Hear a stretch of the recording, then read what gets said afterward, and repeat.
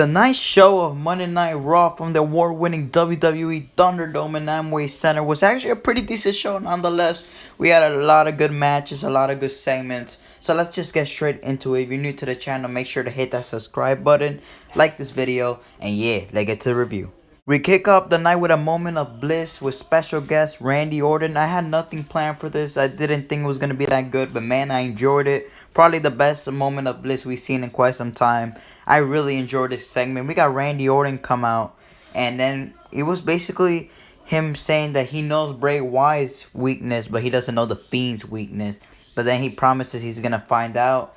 Alexa Bliss and Randy Orton going this massive stare down. I really thought Orton was going to hit Alexa with an RKO. I hope we get something like that. But then we get the lights coming out. The Fiend is in the ring. But then Alexa Bliss is in the shoulders of Randy Orton. I found that hilarious and entertaining. And the Fiend basically him to give Alexa back. So that's the Fiend's weakness. That's an awesome way to kick off Monday Night Raw from tonight. Then we go in a massive match with Jeff Hardy taking on Elias in a Sympathy of Destruction match. This is basically a false count anywhere match with instruments. I really enjoyed this match. It was actually very cool. We got a 24/7 title skate. R-Truth was hiding in the piano. I think that was hilarious. We got a bunch of, jobbers coming out. They get hit by a guitar by Hardy and Elias. Then Hardy and Elias continue the match.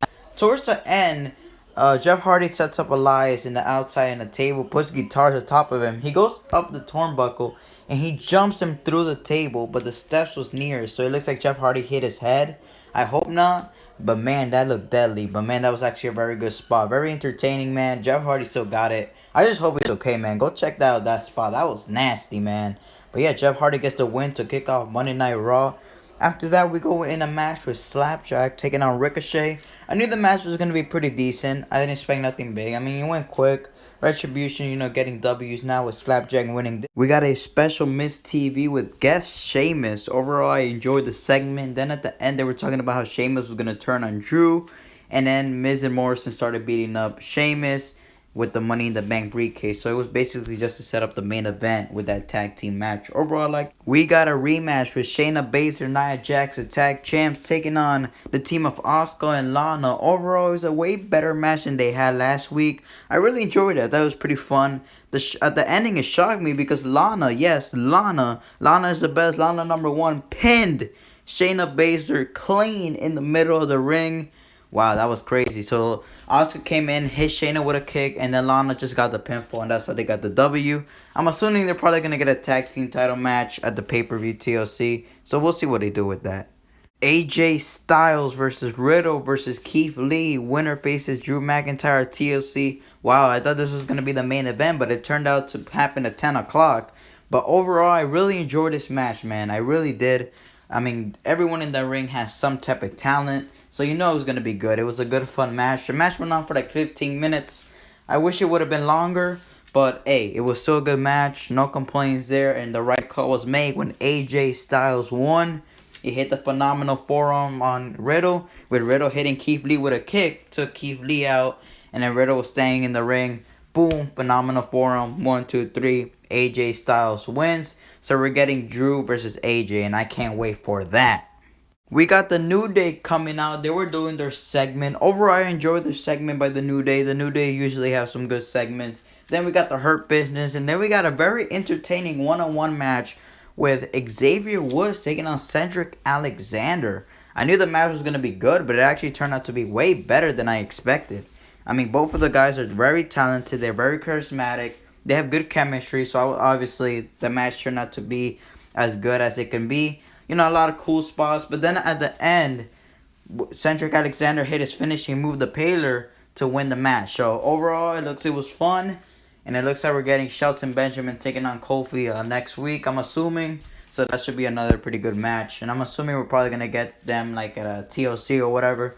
So we'll see what they do with that. We had a backstage segment with Riddle and MVP. Riddle tried joining the Hurt Business. MVP declined. Then MVP pushed him. We were about to get a brawl. But then Bobby Lashley came in and hit the full Nelson on Matt Riddle. So it looks like we're going to get Riddle versus Lashley at the pay-per-view for the U.S. title. I'm all for it. Then we had a match with Reckoning making her in-ring debut, a.k.a. Mia Yim, taking on Dana Brooke. I thought this match was going to be like 3 minutes of just, Mia Yim just taking up the W. But no, Dana Brooke actually won the match. So Ali tried distracting her, but instead it turned the other way around. Dana Brooke hit a roll up and got the win with the most devastating move in sports entertainment. So wow, Dana Brooke winning matches.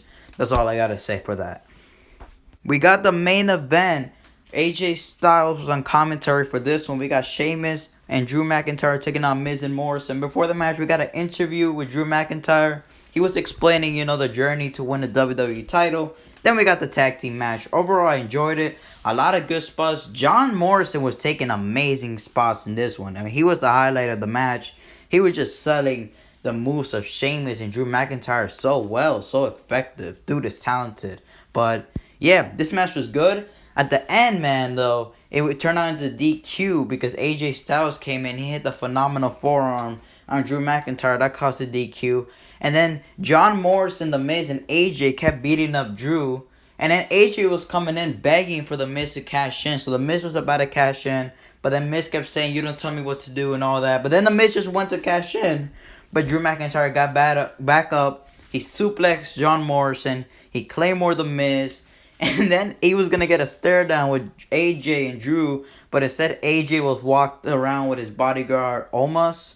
So Omos had AJ on the shoulders. That was hilarious. He was carrying him around, making AJ look, more tough, more taller. I enjoyed it. I can't wait for the match. It's going to be awesome. That's all I got to say. And that's been the review from November 30th, 2020, the final Raw of November. Thank you guys so much for watching. Make sure to hit that subscribe button and turn on that bell and give this video a like. I'm out. Oos.